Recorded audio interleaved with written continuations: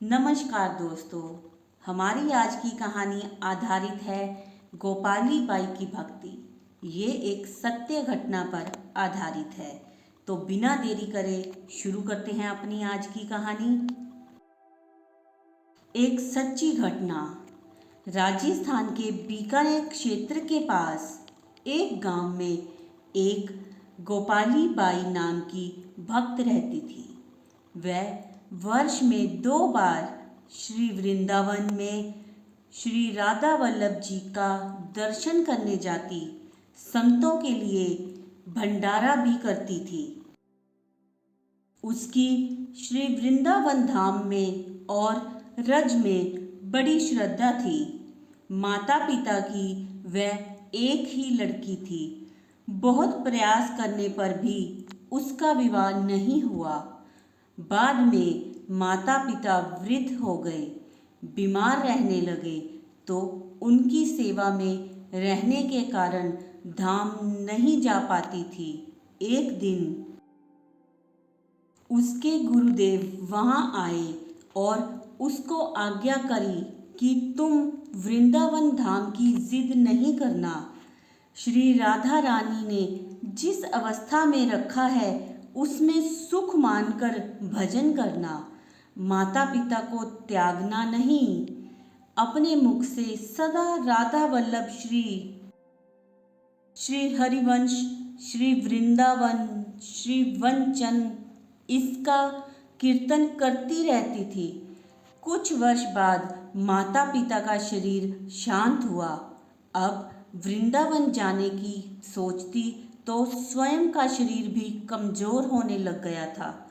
आसपास के लोग उसको कभी रोटी दाल आदि दे जाते।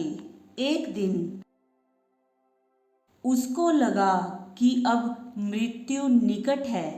वह बहुत व्याकुल होकर तीव्र गति से भजन करने लगी। अब कैसे ब्रिजरज पाऊंगी, अब कैसे धाम का दर्शन पाऊंगी, रुदन करती हुई पुकारने लगी, राधा वल्लभ, श्री हरिवंश, श्री वृंदावन, श्री वंचन। उसी समय उसने देखा कि वह जिस चारपाई पर पड़ी है उसके बगल में यमुना जी प्रकट हो गई। सामने श्री गिरिराज जी प्रकट हो गए। वह अनुभव कर रही थी कि यमुना जी के किनारे उसकी चारपाई पड़ी है। यमुना का दिव्य नील वर्ण है, अत्यंत स्वच्छ जल है और उसके भीतर अलौकिक स्वर्ण क्रांति के मत्स्य कछुए हैं। गिरिराज जी की स्वर्णमणि दिखाई दी। कुछ देर में गायों के गले की घंटियों की आवाज आई और श्री कृष्ण बलराम जी हजारों सुंदर गायों के साथ दिखाई दिए। गौ माताओं के चलने से जो ब्रिजरज उड़ रही थी वह उसके अंगों को स्पर्श करने लगी। भगवान की गोचारण लीला को देखते देखते दिव्य श्री वृंदावन धाम के मध्य में उसने प्राण त्याग दिए।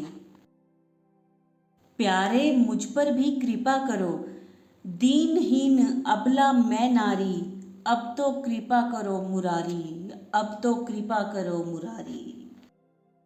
दोस्तों, ये थी हमारी आज की कहानी गोपाली बाई की भक्ति।